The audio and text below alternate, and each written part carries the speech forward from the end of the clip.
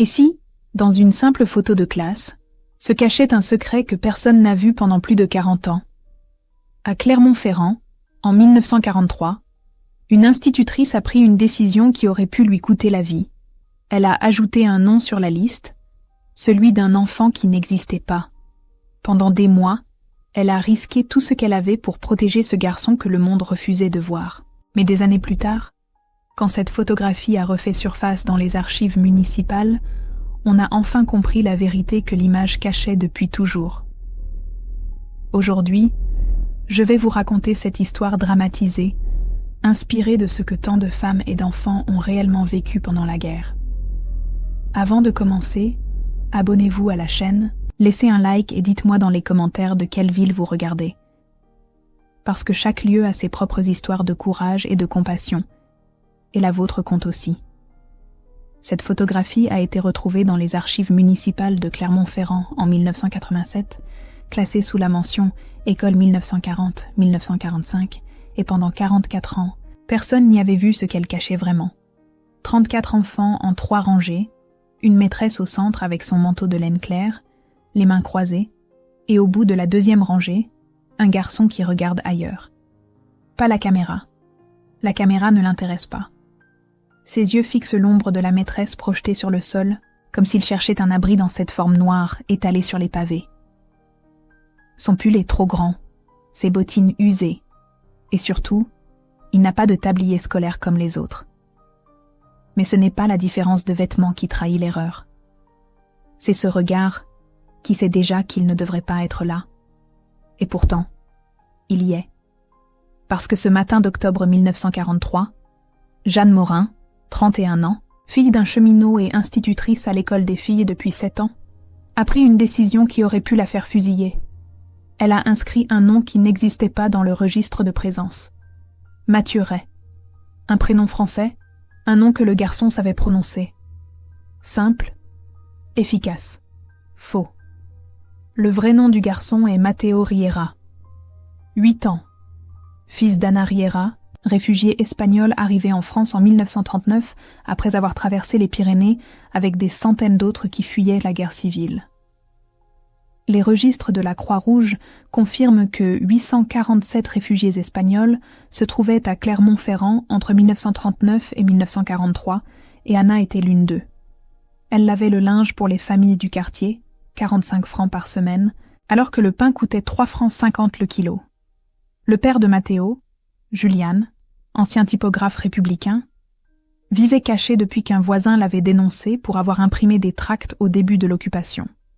Après une descente dans leur logement, mère et fils avaient commencé à se cacher une nuit sur 2 dans les caves des voisins. Changer d'endroit, ne jamais rester, survivre. Ce matin-là, il pleut. Jeanne arrive à l'école avant la cloche, comme toujours. Elle aime ce moment où les couloirs sont encore vides, où elle peut préparer la classe sans le bruit, sans les questions. Elle dispose les ardoises, compte les bouts de craie qui restent, vérifie les cahiers de présence. 23 écoles de la région sont sous supervision spéciale depuis 1942, selon les archives départementales. L'école des filles en fait partie. Il faut tout noter, tout justifier, tout prouver. Puis elle entend des pas rapides dans le couloir. Une femme apparaît à la porte. Cheveux mouillés, manteau trempé, un garçon par la main. Jeanne reconnaît Anna Riera. Elles se sont croisées 2 fois au marché, échangé quelques mots polis, rien de plus. Anna travaillait pour Madame Bertrand, une cliente que Jeanne connaissait vaguement. Anna ne perd pas de temps. Mademoiselle, il a juste besoin de rester quelque part où personne ne le cherche. Jeanne regarde le garçon. Il a les yeux baissés, les épaules rentrées, les mains enfoncées dans les poches de son pull trop large. Il ne tremble pas. Il ne pleure pas. Il attend, comme quelqu'un qui a appris à ne rien attendre. Jeanne ne demande pas de papier. Elle ne demande pas combien de temps. Elle sait lire ce qui n'est pas dit. La faim, la peur. Une mère sur le point de disparaître pendant quelques jours pour trouver un nouveau refuge. Elle hoche la tête. Laissez-le.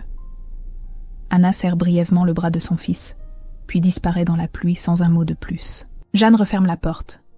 Le garçon reste immobile au milieu de la classe vide. Elle s'approche, s'accroupit pour être à sa hauteur. « Comment tu t'appelles ?»« Matteo. » Elle réfléchit 3 secondes. « Ici, tu t'appelleras Mathieu. Mathieu Ray. Tu peux retenir ça ?» Il hoche la tête. Jeanne se relève, va au tableau, écrit le nom à la craie. Mathieu Ray. Elle le regarde. Répète. Mathieu Ray. Bon, elle ouvre l'armoire. Sort un tablier qui appartenait à un élève évacué le mois dernier. Elle le lui tend. Mets ça. Pendant qu'il enfile le tablier, Jeanne ouvre le tiroir de son bureau, sort son propre sandwich préparé le matin, le coupe en 2, en donne une moitié au garçon. Il refuse d'abord, secoue la tête. Elle insiste. Mange. Il obéit, mais lentement, comme s'il volait quelque chose. Les autres élèves commencent à arriver. Jeanne se tient devant la porte, surveille l'entrée. Louis Perrier, 9 ans, fils du boulanger. Hélène Pujol, 8 ans, cheveux en tresse, toujours la première à lever la main. Michel Garnier et Robert Dumas, les 2 qui parlent trop fort et rient trop vite. 32 enfants en tout, 33 maintenant. Elle les fait asseoir. À l'appel, elle ajoute simplement, sans emphase, « C'est Mathieu. Il est nouveau. » Il s'assoit là. Elle désigne une place au fond, à côté de Louis. Personne ne pose de questions. Les enfants acceptent ce que les adultes décident. Mais à la récréation, Michel s'approche de Matteo dans la cour.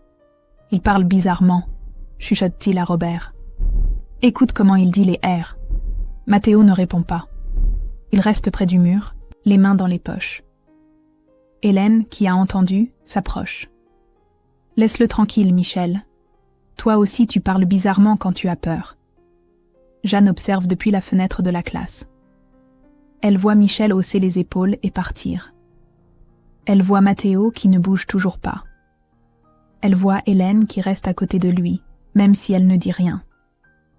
L'après-midi, pendant la leçon de lecture, Jeanne distribue les livres. Elle pose celui de Matteo devant lui, ouvre à la première page. Lis.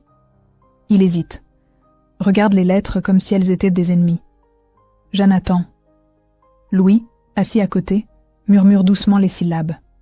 Le chat. Matteo répète. Le chat. Très bien. Continue. Il lit, lentement, avec un accent qui transforme chaque mot, mais il lit. À la fin de la page, Jeanne hoche la tête. Bien. Elle ne dit pas excellent, elle ne dit pas parfait. Elle dit juste bien, parce que c'est vrai. Mais ce soir-là, seule dans sa chambre, Jeanne ne dort pas. Elle est allongée dans le noir, les yeux ouverts, et repasse mentalement tout ce qui pourrait mal tourner. Le registre de présence, l'appel quotidien, les inspections, le nouveau contrôleur scolaire, Monsieur Vachon, qui vérifie tout, note tout, compare tout. Elle se lève à 3 heures du matin, comme elle le fera chaque nuit pendant des mois, et relit les listes. 33 noms. Un de trop. Mais lequel? Le lendemain matin, Jeanne se présente au bureau de la directrice, Madame Berthe Lalo, une femme sèche de 52 ans qui dirige l'école depuis 1938. Berthe surveille les chiffres et les tampons avec une précision administrative qui terrifie les autres enseignantes. Jeanne frappe à la porte. Entre. Elle explique, sans détour. Un élève de plus. Mathieu Ray. La classe avait perdu 2 enfants évacués le mois dernier. Un de plus équilibre les comptes. Berthe la fixe par-dessus ses lunettes rondes. Les minutes du conseil pédagogique de septembre 1943 mentionnent effectivement que Berthe avait demandé une flexibilité documentaire en temps de guerre. Elle sait. Elle a toujours su. Mais elle ne peut pas savoir officiellement. Fais-le étudier comme les autres. C'est tout. Pas de questions. Pas de promesses. Juste un accord silencieux entre 2 femmes qui ont compris que parfois, ne pas voir est la seule forme de courage possible. Les semaines passent. Matteo apprend. 6 semaines plus tard, il lit couramment, selon le bulletin scolaire retrouvé en 1998 dans les archives familiales de Jeanne. Lecture. Excellent. Comportement. exemplaire. Mais ce que le bulletin ne dit pas, c'est qu'il ne pleure jamais. Même quand Michel le pousse dans la cour et qu'il tombe sur les genoux. Même quand il se coince les doigts dans la porte de l'armoire. Il serre les dents, se relève, continue. Louis remarque. Un jour, à la récréation, il s'assoit à côté de Matteo sur le banc près du mur. « Tu sais jouer aux billes ?» Matteo secoue la tête. Louis sort 3 billes de sa poche. « Je vais te montrer. » Hélène, de son côté, partage son encre pendant les leçons d'écriture. « Pourquoi tu écris toujours si serré ?» demande-t-elle un jour. « Pour pas gâcher le papier. » Elle le regarde, surprise. On en a assez. Matteo ne répond pas, mais le lendemain, il écrit un peu plus large. Un soir, alors que Jeanne reste tard pour corriger des cahiers, elle trouve un dessin glissé entre les pages de celui de Matteo. Une femme grande, très grande, avec les bras ouverts devant des enfants minuscules. Elle comprend. Range le dessin dans son tiroir. Le gardera jusqu'à sa mort. Mais tout n'est pas simple. La nuit, Matteo dort dans un coin du grenier de Madame Couderc, une voisine de 63 ans qui risque son Celeiro sans rien demander en échange. Certaines nuits, il se réveille trempé de sueur, le drap mouillé sous lui. Il a honte. Il lave lui-même le drap dans la bassine, avant que Madame Couderc ne le voie. Les études psychiatriques menées après la guerre confirmeront que 40% des enfants réfugiés souffraient d'énurésie nocturne due au stress extrême. Anna vient parfois, très tôt le matin, avant que les rues ne se remplissent. Elle se cache dans l'entrée de service de l'école et attend que Jeanne descende chercher du bois pour le poêle. Elle parle à voix basse. « Comment va-t-il » Il apprend. « Il mange » Oui. Anna tend alors un petit paquet enveloppé dans du papier journal. « Pour vous. » Jeanne refuse. « Gardez ça pour lui. » Anna insiste. Ses mains saignent à force de frotter le linge dans l'eau glacée de la lavanderie de l'hôpital où elle travaille maintenant, un environnement plus sûr et moins contrôlé que les maisons privées. Un matin de novembre, Anna ne vient pas, ni le lendemain, ni le surlendemain. Jeanne sent le froid dans son ventre. Elle sait ce que le silence signifie. Une semaine plus tard, un homme frappe à la porte de l'école après les cours. C'est Henri Morin, le père de Jeanne, cheminot à la retraite. Il a appris quelque chose par un collègue qui travaille encore sur la ligne Clermont-Riom. Une femme espagnole, cheveux noirs, manteau brun, a été vue sautant d'un wagon près de Riom. Certains disent qu'elle a réussi à fuir dans les bois. D'autres disent qu'elle est tombée sur les rails. Jeanne ne pleure pas.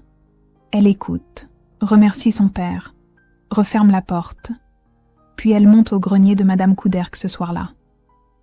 Matteo est assis sur le matelas, les genoux repliés contre la poitrine. Elle s'assoit à côté de lui. « Ta maman est partie pour un moment. Je ne sais pas quand elle reviendra. Mais toi, tu restes ici. Tu continues l'école. Tu continues de lire. D'accord ?» Il hoche la tête, puis demande, d'une voix si basse qu'elle l'entend à peine. « Elle va revenir ?» Jeanne ne ment pas. « Je ne sais pas. » C'est la première nuit où Matteo pleure. Silencieusement, le visage enfoui dans l'oreiller pour que personne n'entende. Pendant ce temps, le nouveau contrôleur scolaire, M. Vachon, multiplie les visites. Un homme de 48 ans, méticuleux, qui porte toujours une mallette en cuir et un carnet où il note chaque détail. Il arrive à l'improviste, demande les registres, vérifie les présences, compare les noms avec les listes de la mairie. 23 écoles de la région sont sous cette supervision spéciale depuis 1942, et Vachon prend son travail très au sérieux. Un jour de décembre, il annonce à Berthe qu'il veut une photographie officielle de chaque classe, pour le registre administratif. Les mots résonnent comme une sentence. Jeanne, appelée dans le bureau, sent son cœur s'arrêter. Une photo. Une preuve. Une trace impossible à effacer. Mais refuser serait pire. Cela éveillerait les soupçons. Berthe et Jeanne échangent un regard. « On organisera ça la semaine prochaine ?» répond calmement la directrice. Cette nuit-là, Jeanne ne dort pas du tout. À 3 heures, elle est debout, assise à sa table, une feuille devant elle. Elle écrit des noms, les barre, recommence. Elle calcule des positions, dessine des croquis de rangée. Comment cacher quelqu'un dans une photographie sans le cacher vraiment? Le jour de la photo arrive. Jeanne habille les enfants avec les meilleurs tabliers disponibles. Pour Matteo, elle improvise. Le pull est trop usé, trop grand, trop différent. Elle prend alors un ruban bleu qu'elle avait reçu dans un gâteau à une foire, l'attache autour du col du pull, crée une sorte d'uniforme improvisé. Elle positionne les enfants en 3 rangées. Matteo au bout de la 2e rangée, légèrement derrière Hélène. Pas au centre. Pas trop visible, mais présent. Parce que l'absence serait pire que la présence discrète. Le photographe installe son trépied.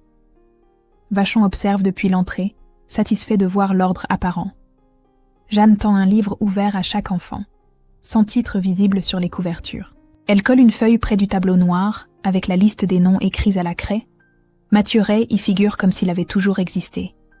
Elle effacera cette liste juste après. « Regardez l'objectif », dit le photographe. 33 paires d'yeux se tournent vers la lentille. Sauf une. Matteo regarde l'ombre de Jeanne projetée sur le sol. Parce que l'ombre, au moins, ne peut pas le trahir. Le flash crépite. La photo est prise. Vachon hoche la tête, satisfait. Les registres d'inspection du 12 novembre 1943 confirment 34 élèves présents, documentation en ordre, signée par Vachon lui-même. Mais ce que personne ne voit, c'est que dans un coin de l'image, presque hors du cadre, le badge métallique accroché à la porte brille faiblement. Un rappel silencieux que les inspections sont constantes, que le danger ne part jamais vraiment. 3 jours après la photographie, Vachon revient. Cette fois, il n'est pas seul. 2 hommes du bureau de la préfecture l'accompagnent. Jeanne les voit arriver par la fenêtre de la classe et son sang se glace. Elle connaît ce type de visite. Elles ne finissent jamais bien. Mademoiselle Morin, nous devons vérifier les identités. Tous les élèves. Un par un. Jeanne hoche la tête. Bien sûr. Mais elle sent ses mains trembler. Elle les cache derrière son dos. Puis elle a une idée. Une idée terrible et désespérée. Messieurs, j'ai justement prévu une leçon de science dans la cave. Nous allons observer des racines d'oignons. Les enfants attendent depuis ce matin. Pourrions-nous faire cela après? Vachon fronce les sourcils, mais l'un des hommes de la préfecture regarde sa montre. Nous avons 3 autres écoles aujourd'hui. Nous reviendrons demain. 14h30. Préparez tous les dossiers. Ils partent. Jeanne ferme la porte, s'appuie contre le bois, respire profondément. 24 heures. C'est tout ce qu'elle a. Elle descend à la cave avec les enfants, comme promis. Ils observent vraiment des racines d'oignons, parce que mentir complètement est plus risqué que mentir à moitié. Pendant que les enfants dessinent les racines sur leurs ardoises, Jeanne n'entend des pas dans le couloir au-dessus. Elle tend l'oreille. Puis la porte de service s'ouvre en haut des marches. C'est Anna. Elle apparaît dans l'encadrement, le visage marqué par l'épuisement, le manteau déchiré à l'épaule. Jeanne monte rapidement les marches pour l'empêcher d'entrer plus loin.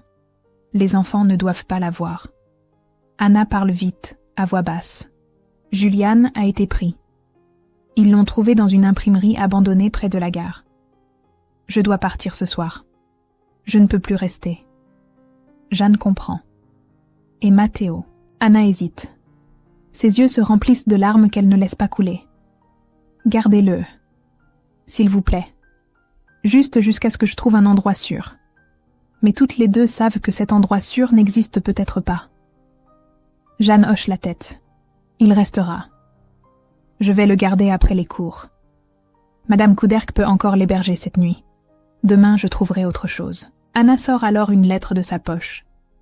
Si je ne reviens pas, donnez-lui ça quand il sera assez grand. Elle hésite, puis ajoute, la voix brisée. Dites-lui que sa mère n'était pas assez forte. Jeanne prend la lettre. Vous êtes plus forte que vous ne le croyez. Anna disparaît dans la nuit sans embrasser son fils, parce que le voir aurait été insupportable. Le lendemain, 14h30 précise, Vachon revient avec les 2 hommes. Jeanne a préparé tous les dossiers. Elle a passé la nuit à coller des exercices de Matteo sur des pages vides d'un cahier de réserve, créant un dossier qui ressemble exactement à tous les autres. Le nom Mathieu Rey figure sur la couverture avec une calligraphie soigneuse. Il commence par le début de l'alphabet. Chaque enfant est appelé, doit lire quelques lignes, répondre à des questions simples. Nom, âge, adresse. Jeanne observe, le cœur battant. Les enfants répondent bien. Louis est calme. Hélène sourit même. Michel, qui avait taquiné Mathéo au début, reste sérieux. Puis vient le tour. Mathieu Rey. Mathéo se lève. Il porte le pull avec le ruban bleu, celui de la photo. Il s'avance vers le tableau. Jeanne voit ses épaules tendues sous le tissu trop large. Elle voit ses mains crispées le long de son corps. Lisse, ordonne Vachon en désignant une ligne dans le manuel. Mathéo regarde les mots. La, mer, bleu, c'est, temps, à, l'un, fi, ni. Sa voix tremble un peu sur certaines syllabes, mais il lit. Et alors, quelque chose d'inattendu se produit. La classe entière répète avec lui, à voix basse. La mer bleue s'étend à l'infini, comme un cœur, comme une protection collective. Jeanne n'a pas organisé ça. Les enfants l'ont fait d'eux-mêmes. Vachon fronce les sourcils. Silence. Il se tourne vers Mathéo. Ton adresse ? Mathéo hésite. C'est la question qu'ils ont répétée 100 fois. Mais maintenant, avec 3 hommes qui le fixent, les mots se coincent dans sa gorge. Il ouvre la bouche. Rien ne sort. Jeanne intervient rapidement. Il habite rue Blatin, numéro 12, chez sa tante. La distance exacte entre la rue Blatin et la rue des Gras est de 850 mètres, selon les cartes de l'époque. Madame Couderc habite effectivement au 12. Vachon note. Puis demande le dossier. Berthe, qui attendait dans le couloir, entre avec le cahier aux couvertures standardisées. Elle le pose sur le bureau de Jeanne. Vachon l'ouvre, parcourt les pages. Exercice de calcul. Dictée. Dessin. Tout est identique aux autres dossiers. Il referme le cahier. Bien. Suivant. Mathéo retourne à sa place. Jeanne sent ses jambes trembler sous sa jupe. Elle s'assoit discrètement, les mains sur les genoux pour cacher le tremblement. L'inspection se termine 1 heure plus tard. Vachon range ses notes dans sa mallette. Classe bien tenue, mademoiselle Morin. Les élèves lisent correctement. La directrice peut être satisfaite. Ils partent. La porte se referme. Jeanne reste immobile pendant 30 secondes. Puis elle se lève, va à la fenêtre, les regarde s'éloigner dans la rue. Ce n'est que lorsqu'ils tournent au coin qu'elle se permet de respirer vraiment. Mais le répit est court. 1 semaine plus tard, le père de Jeanne, Henri, revient avec des nouvelles. Une femme correspondant à la description d'Anna a été vue près de Riom, blessée, sautant d'un train de marchandises. Certains témoins disent qu'elle a réussi à s'enfuir dans les bois. D'autres parlent d'un corps retrouvé sur les rails, mais sans confirmation officielle. Jeanne monte au grenier ce soir-là. Mathéo est assis sur le matelas, un livre ouvert devant lui, mais il ne lit pas. Il fixe la page sans la voir. Elle s'assoit à côté de lui. « Ta maman devait partir pour te protéger. Je ne sais pas où elle est, maintenant, mais tu restes ici. Tu continues l'école. Tu continues de grandir. C'est ce qu'elle voudrait. » Il hoche la tête. Puis, après un long silence. « Elle m'a laissé quelque chose ?» Jeanne sort la lettre de sa poche. « Oui, mais elle a dit de te la donner quand tu serais plus grand, quand tu pourrais comprendre. » Il accepte. Ne demande pas à la lire maintenant. Parce qu'au fond, il sait déjà ce qu'elle dit. Les mois passent. L'hiver arrive, brutal. Le 12 janvier 1944, il neige. Les enfants jouent dans la cour avec des boules de neige. Mathéo reste près du mur, comme toujours. Mais cette fois, Michel s'approche. Il enlève son manteau, le tend à Mathéo. « Tiens, t'as l'air d'avoir froid. » Mathéo hésite. Michel insiste. « Prends-le. Je rentre chez moi dans 10 minutes de toute façon. » C'est un geste simple, ordinaire. Mais pour Mathéo, c'est la première fois qu'il reçoit quelque chose sans qu'on attende quelque chose en retour. Il prend le manteau. « Merci. » Michel hausse les épaules. « De rien, Mathieu. » Et dans ce Mathieu prononcé naturellement, sans hésitation, Matteo comprend quelque chose d'essentiel. Il n'est plus l'étranger. Il est devenu l'un d'eux. Mais le danger n'est jamais vraiment parti. En mars, une dénonciation anonyme arrive à la préfecture. Il y a des irrégularités à l'école des filles. Vachon revient. Encore. Il vérifie les présences depuis septembre. Compare les chiffres. Interroge Berthe sur les nouvelles inscriptions. Berthe reste imperturbable. Nous avons perdu des élèves évacués. Nous en avons gagné d'autres dont les familles se sont installées ici temporairement. Les temps de guerre créent du mouvement. C'est normal. Vachon n'est pas convaincu, mais il n'a pas de preuves concrètes. Les archives sont en ordre. Les enfants lisent. Les dossiers sont complets. Il note dans son carnet, classe le dossier, part. Jeanne sait qu'ils ont eu de la chance, mais elle sait aussi que la chance ne dure jamais éternellement. Avril 1944. Les nouvelles changent. On entend parler de débarquement, de résistance qui s'organise, de l'étau qui se resserre sur l'occupation. Mais dans la classe de Jeanne, le quotidien continue. Les leçons de lecture, les dictées, les récréations où Matteo joue maintenant aux billes avec Louis et court avec les autres dans la cour. Un matin de mai, quelque chose de différent se produit. Pendant la leçon de géographie, Jeanne demande aux enfants de nommer les mers qu'ils connaissent. Hélène lève la main. La Méditerranée. Louis ajoute la Manche. Puis Matteo, pour la première fois de sa propre initiative, lève aussi la main.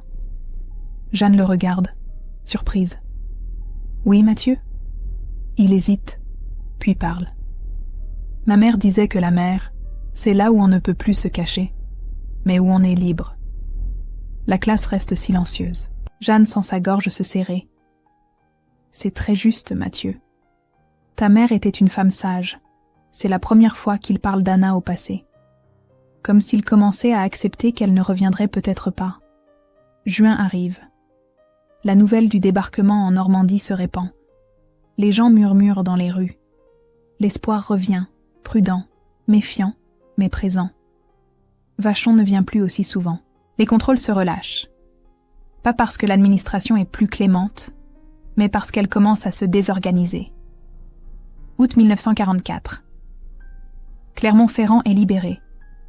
Les drapeaux apparaissent aux fenêtres.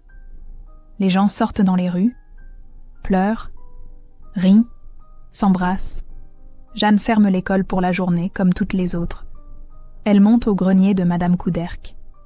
Matteo est là, assis près de la fenêtre, regardant les festivités en bas.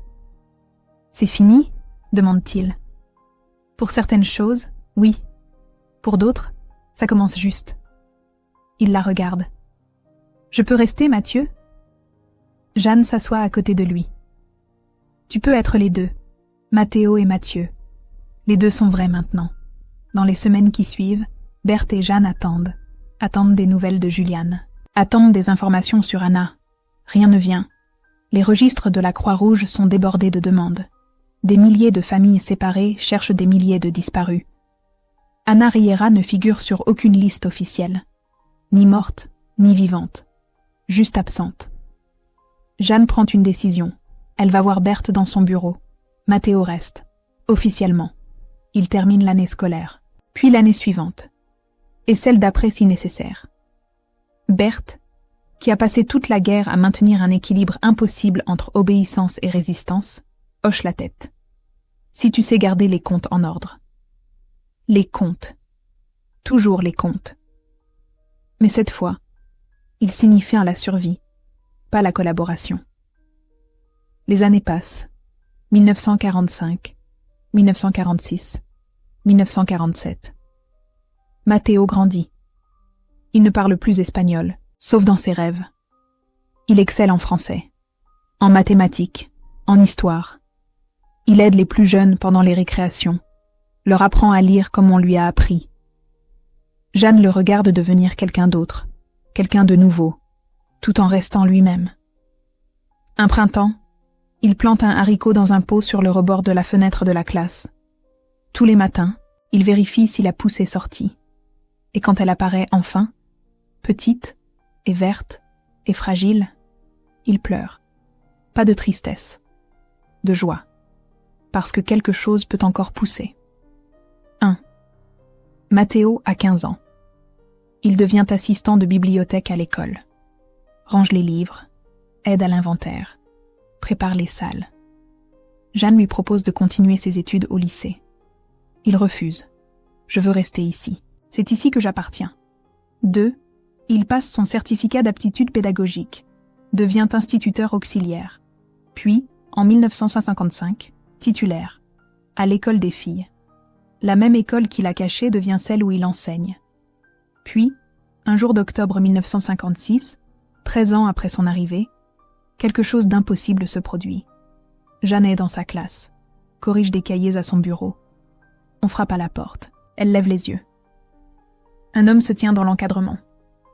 50 ans environ. Maigre. Une cicatrice sur le front. Il tient un journal sous le bras. Je cherche Mathieu Ray. On m'a dit qu'il enseigne ici.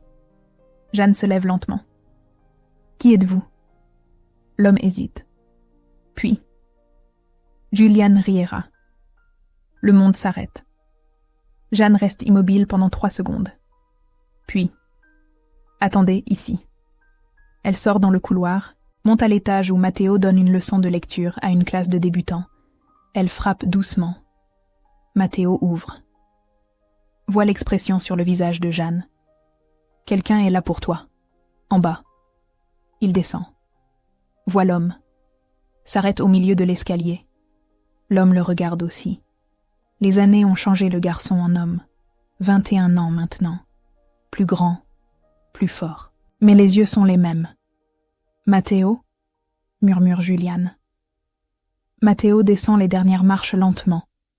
Ils se tiennent face à face dans le couloir étroit. Puis Juliane ouvre les bras, maladroitement, comme quelqu'un qui a oublié comment faire. Matteo hésite, puis s'avance. Ils s'étreignent, silencieux, pendant que Jeanne remonte dans sa classe pour les laisser seuls. Ils s'assoient dans la cour vide. Julian explique par morceaux. Le camp de travail. L'évasion. Les années d'errance. La peur constante d'être repris. Il a travaillé comme maçon sous de faux noms. Marseille, Lyon, Toulouse, ne restant jamais plus de quelques mois au même endroit. Puis il a entendu parler par un cheminot d'un certain Mathieu Ray qui enseignait à Clermont-Ferrand. Il a pris le risque de venir. « Et maman ?» demande Matteo, la voix tremblante. Juliane secoue la tête. « Je ne sais pas. J'ai cherché. J'ai demandé. Personne ne sait. » Matteo baisse les yeux. Moi non plus. Ils restent assis en silence. Le père qui n'a pas pu protéger. Le fils qui a survécu malgré tout. Il n'y a pas de musique. Pas de retrouvailles parfaites. Juste 2 hommes qui essaient de comprendre comment combler 13 années de silence. Dans les mois qui suivent, Julian trouve du travail stable comme ouvrier dans une usine. Il loue une petite chambre. Propose à Matteo d'utiliser son vrai nom. Matteo réfléchit longtemps, puis décide. Je serai les 2. Matteo Riera, dit Mathieu Ray. Parce qu'effacer Mathieu serait effacer ceux qui l'ont sauvé. Et effacer Matteo serait trahir ceux qui l'ont porté. 1. Matteo épouse Hélène Pujol, la fille autresse qui partageait son encre, qui savait depuis le début qu'il était différent mais qui avait choisi de le voir comme l'un d'eux. La cérémonie est simple, dans la petite église près de l'école. Jeanne y assiste, cheveux grisonnants, sourire discret. Juliane aussi, la main tremblante sur sa canne. 2. L'école des filles fête ses 80 ans. La nouvelle directrice, Madame Garnier, organise une petite exposition dans le hall. Quelques objets historiques, quelques documents, et une photographie. Celle de 1943. 33 enfants et une maîtresse. Noir et blanc. Légèrement jauni. Matteo, désormais directeur adjoint, s'arrête devant l'image. Hélène, enceinte de leur 2e enfant, se tient à côté de lui. « Tu te souviens de ce jour ?» « Oui, j'avais peur que la caméra voie ce que j'étais vraiment. Alors j'ai regardé ailleurs. J'ai regardé l'ombre de Mademoiselle Morin. Parce que l'ombre, au moins, ne pouvait pas me trahir. » Hélène sourit. Tu sais ce que j'ai toujours pensé? Que les ombres aussi protègent. Pas seulement la lumière. Jeanne, 81 ans maintenant, arrive avec son manteau et son sac. Elle s'arrête devant la photo, elle aussi. Regarde longuement. Puis sort de son sac un vieux cahier. Le cahier de présence d'octobre 1943. Elle l'ouvre à la page marquée. Montre la ligne où figure Mathuret. La calligraphie est légèrement différente des autres noms. L'encre un peu plus foncée, les lettres tremblantes. J'ai écrit ce nom avec la main qui tremblait. Pas parce que j'avais peur d'être prise, mais parce que j'avais peur de l'écrire mal et que tu ne reconnaisses pas ton nom quand je l'appellerai. Mathéo regarde le cahier. Puis Jeanne. Merci. C'est tout ce qu'il dit. Mais c'est tout ce qu'il y a à dire. Jeanne Morin prend sa retraite en 1964, après 33 ans d'enseignement. Pas de grande cérémonie. Juste un thé avec les collègues, quelques mots de remerciement de la directrice et une enveloppe contenant une petite prime de départ. Elle refuse la proposition de faire un discours. « Ce n'est pas mon genre », dit-elle simplement. Mais avant de partir pour la dernière fois, elle entre dans sa classe vide. S'assoit à son bureau, ouvre le tiroir du bas. Parmi les vieux cahiers et les bouts de craie, elle retrouve le dessin. Celui que Mathéo avait fait il y a 21 ans. Une femme géante avec les bras ouverts. Des enfants minuscules protégés. Elle le plie soigneusement, le glisse dans son sac. À 72 ans, elle s'installe chez sa sœur Marguerite à Riom. Une maison tranquille avec un petit jardin. Elle y cultive des tomates et lit des romans qu'elle n'avait jamais eu le temps de lire. Mathéo vient la voir tous les dimanches avec Hélène et les enfants. Ils déjeunent ensemble. Parlent de tout et de rien. De l'école, des élèves, des saisons. Ils ne parlent presque jamais de 1943.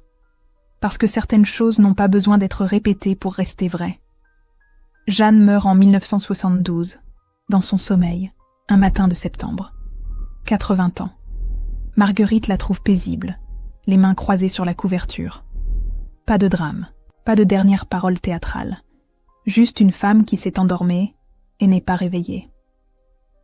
Mathéo assiste aux funérailles avec Juliane, maintenant âgée de 66 ans, la main tremblante sur sa canne mais l'esprit toujours vif. Il ne pleure pas. Il reste debout près de la tombe, silencieux, pendant que le prêtre récite les prières d'usage. Après la cérémonie, Marguerite tend à Mathéo une petite boîte. Elle voulait que tu aies ça. À l'intérieur, le dessin. Et une lettre, écrite de la main de Jeanne. Mathéo lit, seul, dans sa voiture. Mathéo, tu m'as appris que protéger quelqu'un, ce n'est pas le cacher. C'est lui faire de la place. Merci de m'avoir montré que l'enseignement n'est pas seulement transmettre des leçons, mais aussi offrir un refuge. Continue de faire de la place pour ceux qui en ont besoin. Jeanne. Il plie la lettre, la range dans son portefeuille. Elle y restera jusqu'à sa propre mort. 1. Mathéo devient directeur de l'école des filles, rebaptisée depuis École primaire publique Jeanne Morin. La mairie a accepté la proposition de renommer l'établissement en son honneur. Pas pour acte de résistance héroïque. Pas pour combat glorieux. Simplement pour 33 ans de service à l'éducation. Parce que parfois, les vrais héros ne veulent pas de monument. Le premier jour dans son nouveau bureau, Mathéo accroche la photographie de 1943 sur le mur. Pas dans le hall public. Dans son bureau, où il peut la voir chaque matin, où elle lui rappelle pourquoi il est là. Un matin de septembre 1975, le premier jour de la rentrée, un homme d'origine vietnamienne frappe à la porte du bureau. Il tient la main d'un garçon de 8 ans, maigre, les yeux baissés, un sac en plastique contenant ses affaires. « Monsieur le directeur, mon fils vient d'arriver de Saigon. Il ne parle pas bien français. Il a manqué beaucoup d'école. Je ne sais pas s'il peut rester ici, mais... » Mathéo regarde le garçon, voit les épaules rentrées, les mains dans les poches. Le silence qui dit plus que les mots. « Comment tu t'appelles ?»« Nguyen. » Mathéo se lève, va au tableau noir qu'il garde dans son bureau pour les calculs rapides. Écrit à la craie. Nguyen Morin. Puis se tourne vers le père. « Il peut rester. Nous avons de la place. » Le père hésite. « Vous êtes sûr ? Les papiers ne sont pas tous en ordre. » Matteo sourit. Les papiers s'arrangent toujours. Ce qui compte, c'est qu'ils apprennent. Ce jour-là, Nguyen entre dans une classe de 32 élèves, devient le 33e. L'institutrice, Madame Blanc, jeune femme de 28 ans, lui donne un tablier emprunté et le place près d'une fille qui s'appelle Sophie. Sophie partage son encre avec lui pendant la première leçon d'écriture. Matteo, depuis la fenêtre de son bureau, observe la scène dans la cour de récréation. Nguyen reste près du mur, les mains dans les poches. Puis un garçon s'approche, lui montre une bille, commence à expliquer les règles. Et dans ce geste simple, ordinaire, Matteo voit l'écho de Louis Perrier, qui lui avait appris la même chose 32 ans plus tôt. 1. Juliane meurt. 82 ans. Cancer du poumon. Matteo est à ses côtés dans la petite chambre de l'hospice. Les derniers mots de Juliane sont simples. Tu as bien fait de garder les deux noms. On a besoin de se souvenir d'où on vient et de qui nous a sauvés. 2. Matteo a 50 ans. Ses propres enfants sont adultes maintenant. L'un est médecin, l'autre enseignante. Hélène prend sa retraite de l'enseignement aussi. Ils achètent une petite maison à la campagne, mais Matteo continue de diriger l'école. Parce que ce n'est pas un travail, c'est une promesse. Un jour, un journaliste du journal local, La Montagne, vient faire un article sur l'école pour les 40 ans de la Libération. Il voit la photographie de 1943 dans le bureau de Matteo. Demande l'histoire. Matteo hésite, puis raconte. Pas tout, juste l'essentiel. Un garçon qui avait besoin d'un endroit sûr. Une institutrice qui a fait de la place. Une classe qui a protégé sans poser de questions. L'article paraît. Quelques lignes seulement. Pas de grande révélation. Pas de scandale. Juste une note en bas de page de l'histoire locale. Mais après sa publication, Matteo reçoit une lettre. Une vieille dame de 87 ans, vivant à Paris, écrit qu'elle a lu l'article, qu'elle aussi avait été cachée dans une école pendant la guerre, qu'elle n'en avait jamais parlé parce qu'elle pensait que c'était juste un petit geste sans importance. Matteo lui répond « Les petits gestes sont parfois les plus importants, parce qu'ils sauvent des vies sans faire de bruit. » 1. Matteo prend finalement sa retraite. 55 ans, pas pour raison de santé, mais parce qu'il est temps de laisser la place aux plus jeunes. La nouvelle directrice, Madame Lemoine, lui demande s'il veut emporter des objets de son bureau. Non, laissez la photographie ici, pour que celui qui viendra après moi se souvienne aussi. Mais il prend le dessin que Jeanne lui avait laissé, et la lettre d'Anna, celle qu'il n'a jamais ouverte. Il a 55 ans maintenant. Peut-être qu'il est temps. Chez lui, le soir, il s'assoit dans le jardin. Hélène lui tient la main. Il ouvre l'enveloppe jaunie. Lis. Mon petit Matteo, si tu lis ceci, c'est que je ne suis pas revenue. Pardonne-moi de ne pas avoir été assez forte pour te protéger. Mais souviens-toi que ta mère t'a aimé plus que sa propre vie et qu'elle a fait le seul choix possible. Te laisser où tu serais en sécurité. Ne me cherche pas. Construis ta vie. Sois heureux. Je t'aime. Maman. Il plie la lettre, la range dans la boîte où il garde les quelques objets précieux de sa vie. Puis dit à Hélène. Elle avait raison. Elle était plus forte qu'elle ne le croyait. 1. Matteo a 70 ans. Un matin, il reçoit un appel de l'école. Madame Lemoine a quelque chose à lui montrer. Il s'y rend avec Hélène, marchant lentement dans les rues, qu'il connaît par cœur. Dans le bureau du directeur, la nouvelle directrice lui montre un projet des élèves de CM2. Ils ont fait des recherches sur l'histoire de l'école pendant la guerre. Ont trouvé la photographie. Ont interrogé d'anciens élèves. L'un d'eux, Louis Perrier, maintenant âgé de 70 ans aussi, a raconté l'histoire de Mathuret. Les enfants ont créé une exposition temporaire dans le hall. Des panneaux expliquant le contexte historique. Le refuge espagnol après 1939. Les 847 réfugiés à Clermont-Ferrand. Les écoles sous supervision. Et au centre, la photographie agrandie. Un des élèves, une fille de 11 ans nommée Léa, s'approche de Matteo. « Vous êtes vraiment le garçon sur la photo ?»« Oui. C'était comment ?» Matteo réfléchit. Terrifiant. Mais j'avais une institutrice courageuse et des camarades qui ont choisi de me protéger au lieu de me trahir. C'est ce qui fait la différence. Léa hoche la tête, sérieuse. Nous aussi, on ferait ça. On protégerait quelqu'un qui aurait besoin. C'est bien, c'est ce que l'école devrait toujours faire. L'exposition dure 2 semaines. Puis les panneaux sont rangés. La photographie retourne dans le bureau du directeur. Parce que ce n'est pas un musée, c'est un rappel quotidien pour celui qui dirige que sa responsabilité n'est pas seulement d'enseigner, mais de protéger. 1. Matteo a 75 ans maintenant. Sa santé décline doucement. Hélène aussi vieillit, mais ils sont ensemble, dans leur petite maison, entourés de leurs enfants et petits-enfants. Un dimanche après-midi, sa petite fille Clara, 10 ans, lui demande « Grand-père, c'est vrai que tu as eu 2 noms ?»« Oui. » « Pourquoi ?»« Parce que parfois, pour survivre, il faut changer de nom. Mais ce qui compte, ce n'est pas le nom. C'est qui tu es vraiment. Et qui sont les gens autour de toi ?» Clara réfléchit. « Et toi, qui tu es vraiment ?» Matteo sourit. « Je suis un homme qui a eu de la chance d'avoir des gens courageux dans sa vie et qui a essayé de passer cette chance aux autres. Aujourd'hui, en 2025, la photographie existe toujours.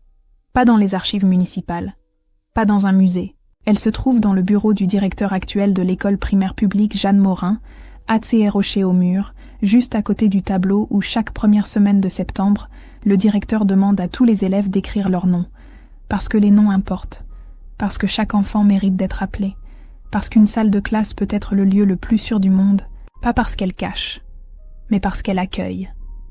Et au dos de la photographie, une inscription à l'encre décolorée, écrite de la main de Matteo en 1990, avant de partir à la retraite. Pour celui qui viendra après moi, faites toujours de la place pour celui qui en a besoin. Matteo Riera, dit Mathuret.